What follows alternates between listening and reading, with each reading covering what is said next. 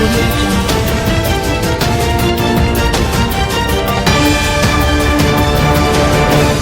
Friends, मैं फरीदा। आप देख रहे समाज की खबरें हिंदी टीवी न्यूज। आइए देखते हैं आज की बड़ी खबरें। नमस्कार।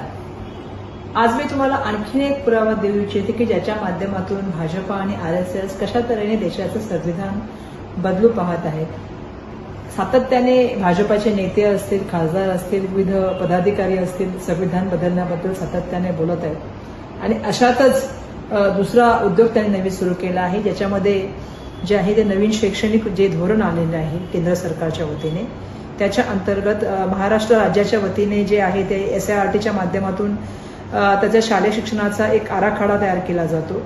महाराष्ट्र राज्याच्या शालेय शिक्षण विभागाने हा अभ्यास आराखडा तयार करत असताना त्याच्यामध्ये मनुस्मृतीच्या काही जे आहे त्या श्लोकांचा अंतर्भाव केलेला आहे।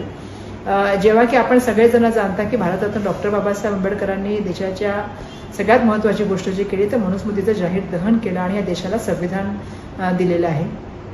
मनुस्मृतीच्या माध्यमातून वर्णभेद निर्माण झाले, मनुस्मृतीच्या माध्यमातून शिक्षणाची दारं काही लोकांपुरतीच मर्यादित राहिली, मनुस्मृतीच्या माध्यमातून स्त्रीला नेहमीच दुय्यम स्थान त्या ठिकाणी देण्याचं काम झालं आणि तेच मनुस्मृती पुन्हा एकदा भाजपा जे आहे ते अभ्यासक्रमाच्या महाराष्ट्र राज्याच्या अभ्यास आराखड्यामध्ये ती आणू पाहत आहे।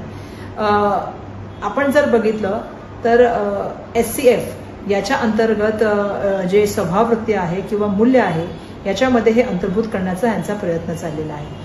माझा त्या ठिकाणी सांगणं आहे की लहान मुलांच्या मनावरती देशाचे संविधानाचे विचार कोरले गेले पाहिजेत, उद्देशिका मुलांना लक्षात राहिली पाहिजे, म्हणून आम्ही शालेय शिक्षण विभागाच्या माध्यमातून प्रत्येक विद्यार्थ्यांसाठी उपक्रम तयार केला होता। परंतु दुर्दैवाने राज्य सरकार बदलल्यानंतर या अभ्यासक्रमामध्ये आता नव्याने आपण बघत आहात की मनुस्मृतीला आणण्यासाठी यांचा प्रयत्न सुरू आहे।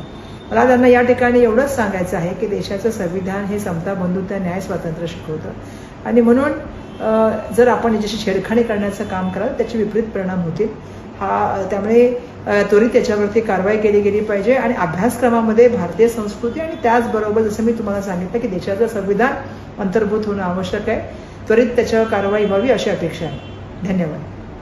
क्या आपका NGO है और काम करने के लिए डोनेशन चाहिए, लेकिन 1280G सर्टिफिकेट नहीं होने की वजह से डोनेशन नहीं मिल पा रहा है, तो आप RTI SKK एजेंसी से संपर्क करें। RTI SKK एजेंसी से संपर्क करके 1280G सर्टिफिकेट बनवा सकते हैं। उठाए फोन और लगाएं कॉल 9769025411।